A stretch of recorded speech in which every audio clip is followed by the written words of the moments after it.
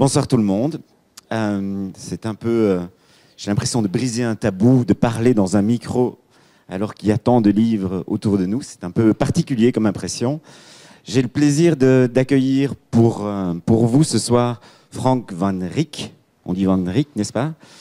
Tout à fait. Ok. Je vais l'appeler Frank, ça sera plus facile. Ça m'évitera l'écueil du Van Ryck, Van Ryck. Alors, Frank Van Ryck, qui est l'auteur de Faire fortune en 10 ans. C'est un petit clin d'œil de filigrane. Je ne sais pas si vous le savez, aujourd'hui, c'est la journée mondiale pour le recul de la misère. Je ne le savais pas moi-même, je l'ai appris ce matin en écoutant la radio. Voilà, bien, pour le recul de la misère, il y a le livre de Frank, Faire fortune en 10 ans. Hein, tout un programme. Comment s'y prendre? Pardon, le titre exact, c'est Faire fortune en 10 ans, comment s'y prendre? Alors, Frank, Faire fortune en 10 ans est sorti fin septembre. Ça fait un peu moins d'un mois maintenant, c'est ça? Tout à fait. Ok. Je pense que ça fonctionne plutôt pas mal. On a déjà une idée des résultats du livre, comment il est distribué? Alors, pour autant que je sois bien informé, pour le moment, en pleine période de rentrée littéraire, nous sommes classés 10e parmi les livres les plus vendus par mon distributeur Interforum. Ok. Effectivement, ce soir, c'est un auteur qui se range dans la catégorie non littéraire. Hein. C'est comme ça qu'on dit, Franck? C'est tout à fait correct. Okay. Non littéraire. L'histoire n'a pas commencé avec Faire fortune en 10 ans. L'histoire a commencé en 2012 avec les éditions Lano, qui ont d'abord publié l'ouvrage de Frank en néerlandais, donc en Flandre, sous le titre, voilà, In 10 jaar binnen. In 10 jaar binnen, qui a très très bien fonctionné en Flandre. C'est plus de 25 000 ouvrages distribués.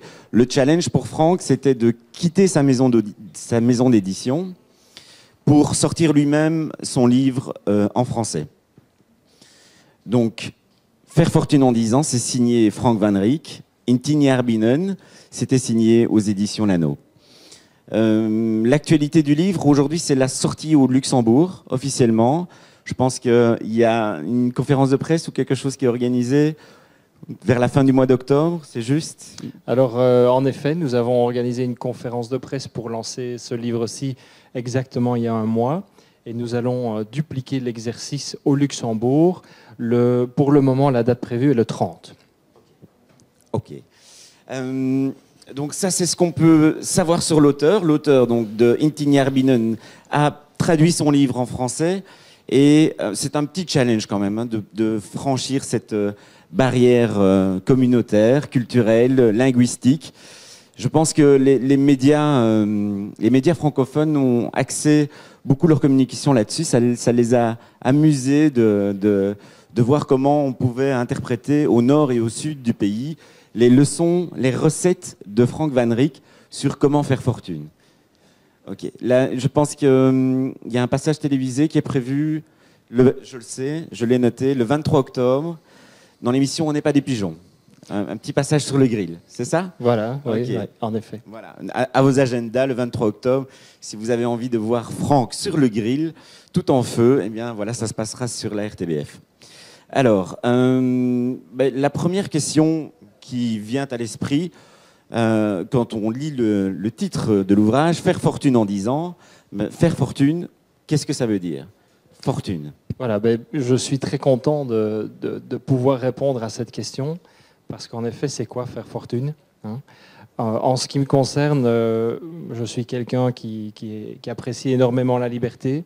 Et donc, je me suis fixé le mot fortune comme étant le moment où j'atteins la liberté de pouvoir faire ce que je veux, quand je veux, avec qui je veux. Ok, c'est le cas aujourd'hui? C'est le cas aujourd'hui, raison pour laquelle je me suis permis d'écrire un livre. Ok, je pense que la question qui suit s'impose, hein, on va être indiscret. Quel est votre patrimoine alors, M. Van Ryck, si vous avez fait fortune? Alors, moi, mon patrimoine, c'est celui de ce qu'on appellerait, de manière classique, le millionnaire de rue. Alors, le millionnaire de rue, c'est quoi? Eh bien, pour le moment, il y a 82 000 millionnaires en Belgique qui forment une pyramide. Dans cette pyramide, il y a les très très fortunés, puis il y a la base qui a un patrimoine entre 1 million et 5 millions d'euros. Et moi, voilà, je fais partie de ces braves gens. Ok, un millionnaire de rue. Millionnaire de rue. Sympathique. Toutes mes condoléances, un millionnaire de rue. Donc, ça vous situe en termes de patrimoine. Et si je devais vous demander, mais ok, Monsieur Van Rijk, vous avez l'ambition d'enseigner aux autres comment faire fortune. Est-ce que ça veut dire que, en lisant votre livre, on devient fortuné? Alors, je suis sympa. Hein. Ce dont je suis convaincu, c'est que tout le monde ne fera pas fortune. Hein, ça, certainement pas. Par contre, n'importe qui est capable de le faire. Ok. Donc, tout le monde ne fera pas fortune, mais n'importe qui peut le faire. N'importe qui, en période de crise, pour l'instant, on pense aux gens qui ont un peu de difficulté à boucler leur budget, leur fin de mois. Ça semble un peu n'importe qui, ça semble un peu énorme, un peu gros, si je peux me permettre. Oui, bien sûr.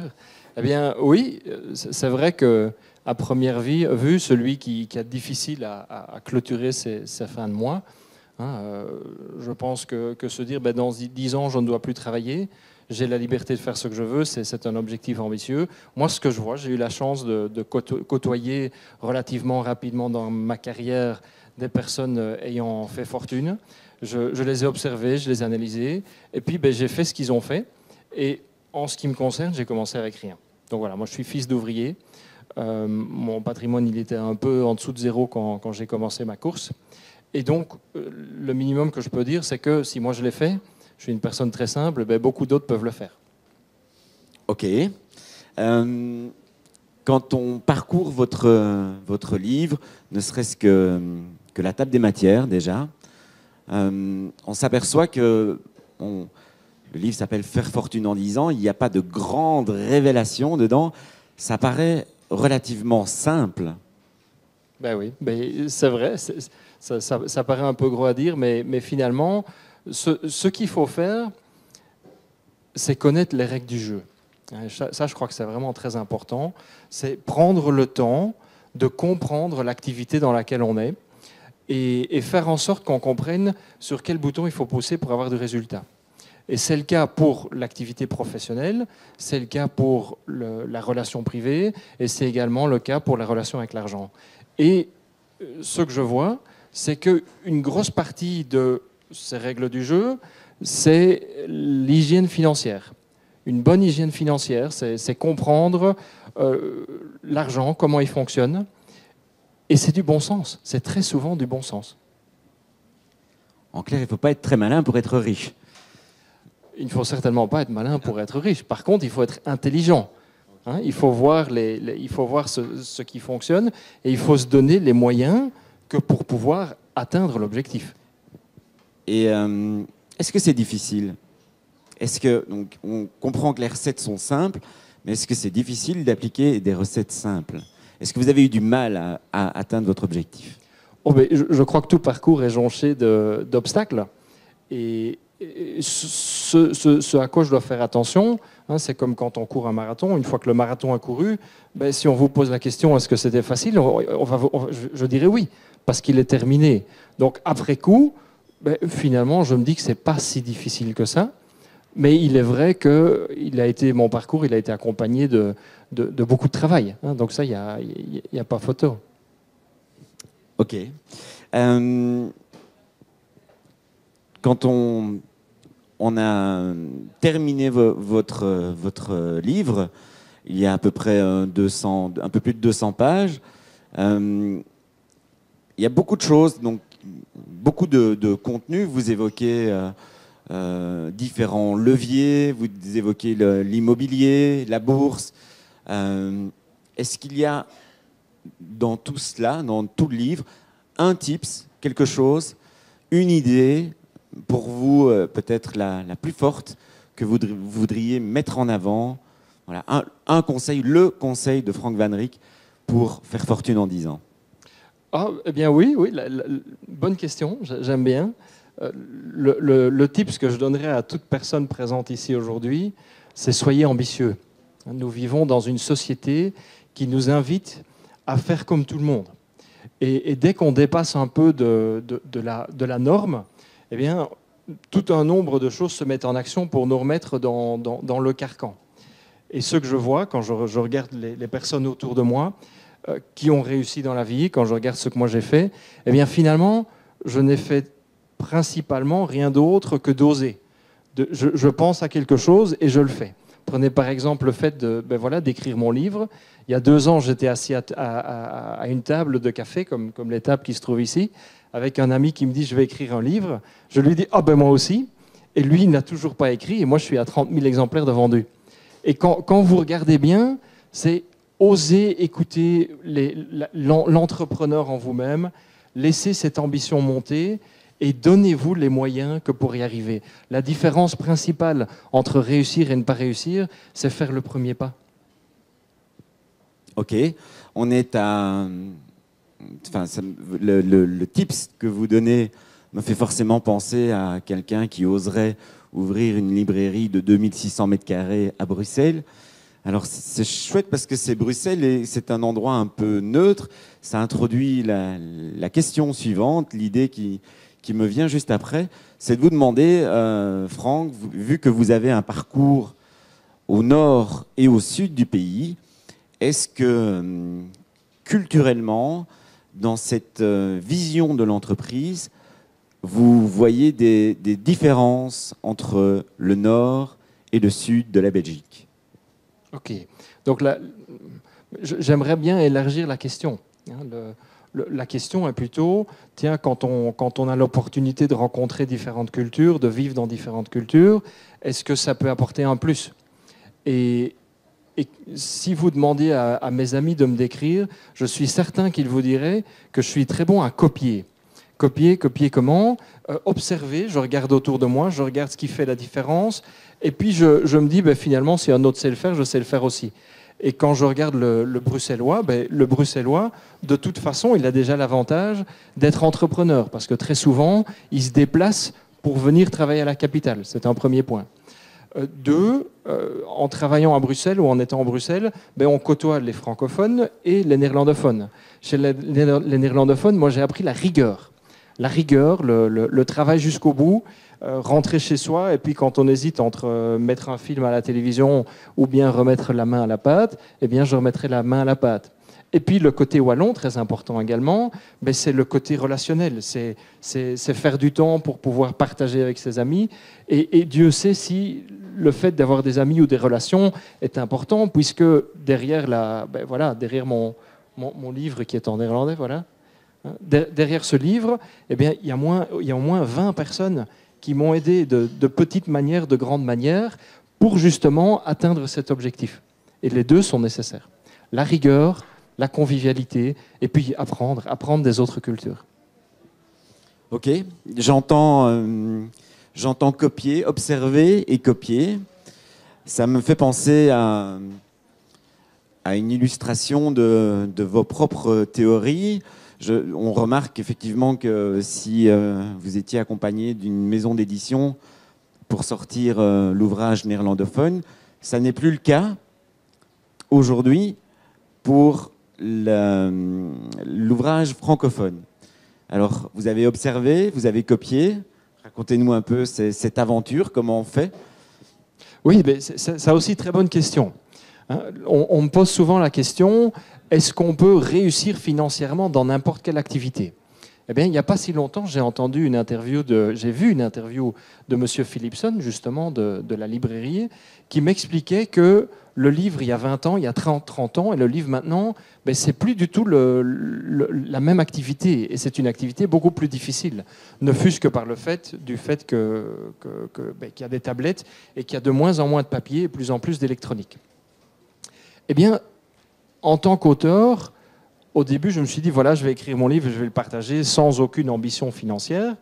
Et puis, tout d'un coup, j'ai été invité sur un podium télévisé et j'ai eu le malheur de m'engager non seulement à vendre 50 000 exemplaires de mon livre, ce qui est très grand, parce que je veux prouver par l'acte que finalement, faire fortune ou bien distribuer des livres, c'est un objectif qu'on se fixe et puis ensuite, il faut trouver les règles du jeu et les appliquer. Mais en plus de ça, j'ai dit que j'allais distribuer les revenus nets du livre pour une bonne cause, pour des enfants défavorisés. Donc, à ce niveau-là, la journée n'aurait pas pu être mieux choisie qu'aujourd'hui.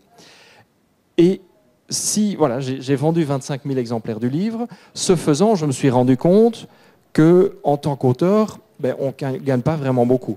Mon livre, il coûte, j'arrondis 20 €. En tant qu'auteur, je touche 10%. Ça me fait 2 € par livre. Bon, quand je déduis tous les coûts que je fais pour la promotion, pour la distribution du livre, je me suis dit que voilà, si je continue comme ça, je vends 50 000 exemplaires, le montant il ne sera pas exceptionnel. Et si je fais quelque chose, je veux bien le faire. Et en fait, c'est une situation que beaucoup de personnes rencontrent dans leur activité et qui me disent, voilà, j'entreprends, mais entreprendre, ce n'est pas suffisant. Eh bien, j'en ai tiré la conclusion. Je me suis dit, OK, s'il faut gagner de l'argent, s'il faut sortir de la marge, où est-ce que je peux la chercher ? Et donc, dans toute la chaîne d'activité entre l'écriture du livre et finalement sa distribution, eh bien, j'ai vu qu'il y a certains maillons que j'étais tout à fait à même de faire moi-même. Et ces maillons, ce sont les tâches de l'éditeur. Chercher une imprimerie, en soi, demander quelques offres, c'était à la portée de tout le monde. Distribuer le livre, donc la portée d'un stock jusqu'aux librairies ici, c'est un peu plus difficile parce qu'il faut que ce soit bien organisé. Donc je suis allé m'adresser à une société qui m'aide dans la distribution.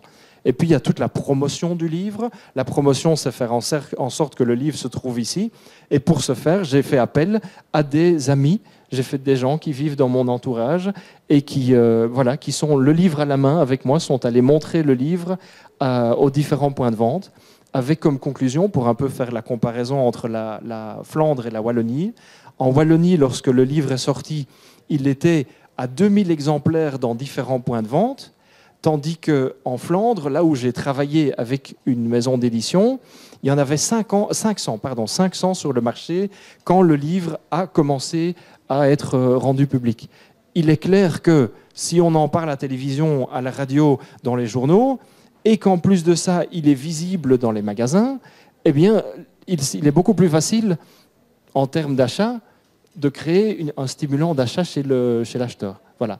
Donc, en d'autres termes, j'ai regardé, j'ai vu ce que je pouvais faire moi-même ou avec le cercle de personnes qui m'entourent, et la conclusion, c'est que la marge que je vais pouvoir sortir des ventes du livre maintenant, je l'augmente de 300%.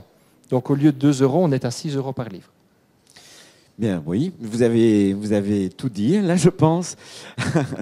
Je vais peut-être interroger l'Assemblée, voir si quelqu'un a envie de vous poser une question ou l'autre. Mais j'aimerais, juste avant de céder la parole à qui le souhaite, vous interpeller sur une anecdote relatée dans le livre, puisque le livre est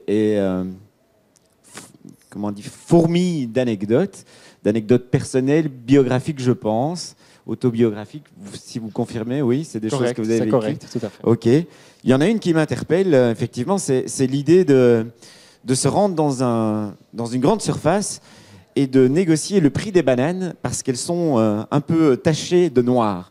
Est-ce que c'est quelque chose que vous faites encore aujourd'hui, M. Van Ryck ?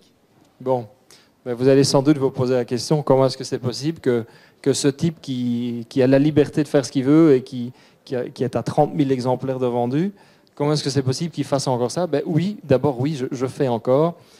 Et je crois que l'anecdote, elle est moins importante en termes d'argent, en termes de montant, qu'en termes d'exemple.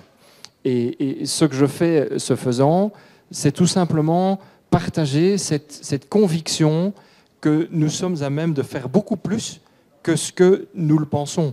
Et là où 9 personnes sur 10 vont vous dire négocier une banane dans un hypermarché, ça ne se fait pas, ou c'est pas possible, je prouve le contraire, je ne vais pas dire au quotidien, parce que il faut que j'en ai envie, mais ça fonctionne.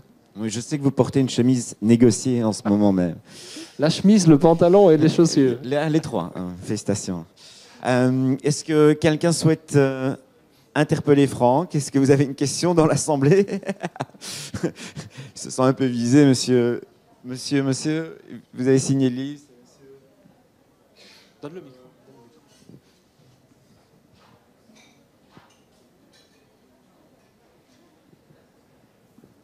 Bon, en tant que lecteur qui n'a négocié rien du tout de ce qu'il porte aujourd'hui, j'ai payé pris le pain pour surtout ces catastrophes.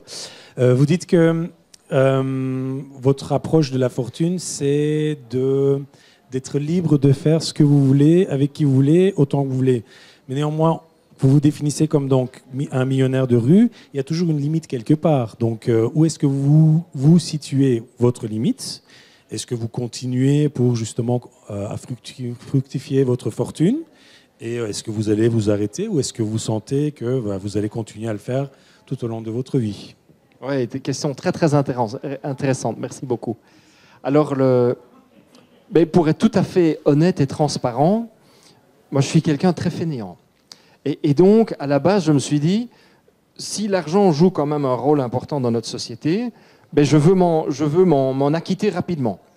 Et donc, je m'étais fixé un montant que je voulais atteindre en me disant, dès que je suis là, terminé, je ne fais plus rien, j'adore faire du sport, j'adore faire du vélo, j'aime bien lire des livres, j'aime bien profiter. Donc, je m'étais vraiment fixé comme objectif d'être heureux, d'être en bonne santé.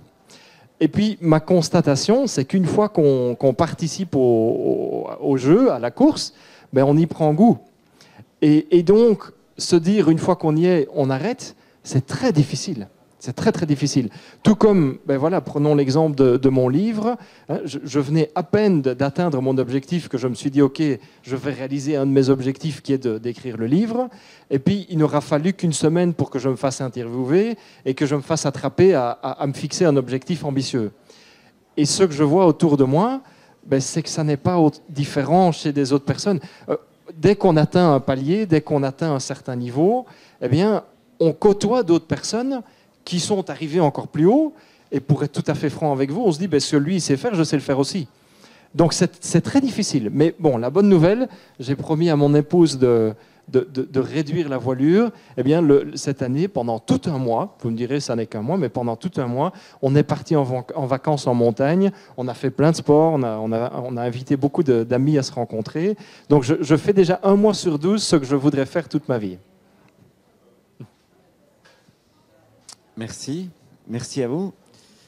Est-ce que quelqu'un d'autre veut interroger Franck?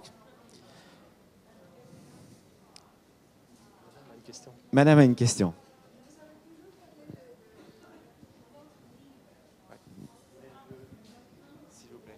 Vous avez toujours parlé de votre livre, mais peut-être vous avez fait d'autres choses.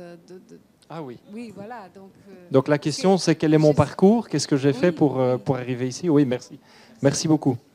Voilà, ben, mon parcours en 2 mots, je suis donc fils d'ouvrier à la base. Je suis né à Namur, en Wallonie, de parents néerlandophones. J'ai fait des études de droit. Après ça, avec mon épouse, on a tiré à la courte paille, puisque la blague veut que quand on termine ses études de droit, quelqu'un va faire des stages et l'autre va gagner du travail, donc va gagner de l'argent. Donc moi, j'ai tiré la mauvaise paille et je suis allé gagner de l'argent. Donc j'ai commencé tout simplement ma carrière par hasard, tout à fait par hasard, dans le secteur financier. Et c'est là que tout a commencé pour moi. J'ai fait 10 ans en banque, d'abord purement en tant que commercial, donc une activité tout à fait pour laquelle je n'avais pas besoin d'étudier. J'ai fait 3 ans d'assurance vie et puis je suis allé rejoindre le Luxembourg, où j'habite pour le moment, le Grand-Duché. J'y suis devenu responsable d'équipe et j'ai terminé en tant que directeur commercial.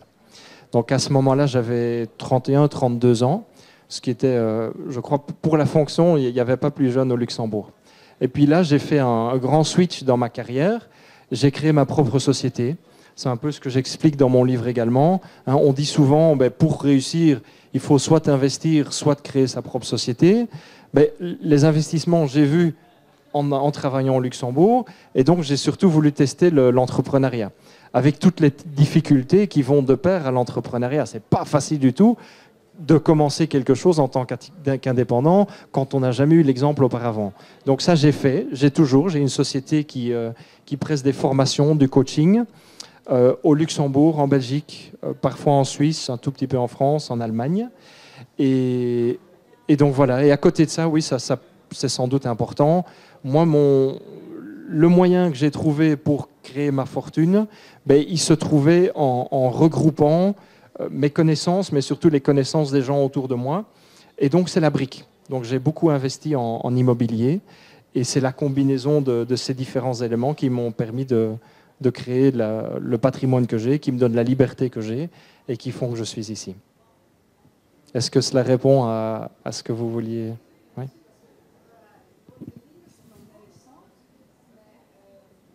Olivier.